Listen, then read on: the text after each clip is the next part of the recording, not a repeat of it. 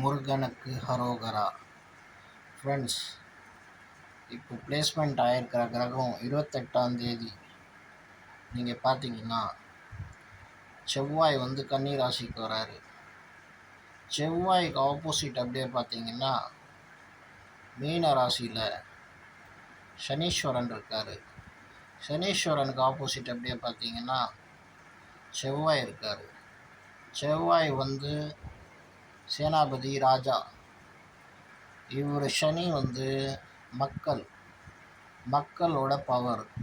மக்களுக்கும் ராஜாவுக்கும் தகராறு ஆகி யாருன்னா ராஜா அவரோட சீட்டு காலி பண்ண வைக்கலாம். சீட்னா யாருன்னா பிரைம் மினிஸ்டராக இருக்கார், பிரசிடெண்ட்டாக இருக்கார், அவங்களோட சீட்டு இறக்கிடுவாங்க. அந்த சீட்லேருந்து அது பிரதமராகவும் இருக்கலாம். எந்த கண்ட்ரி இதுன்னா எந்த கண்ட்ரியோட ஜனாதிபதியான இருக்கலாம்.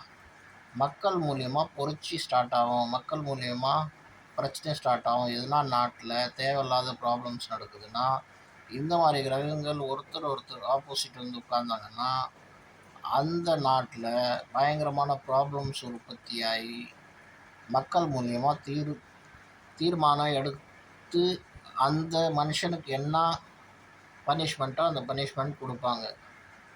இது பராசரம், கஷ்யப் ரிஷியும் பல விஷயத்தில் சொல்லியிருக்காங்க இந்த மாதிரி அமைப்பை. ஸோ இந்த மாதிரி அமைப்பு ஒருத்தரோட ஜாதகத்தில் இருந்ததுன்னா அவங்களுக்கு என்ன மாதிரி ப்ராப்ளம்ஸ் வரும்.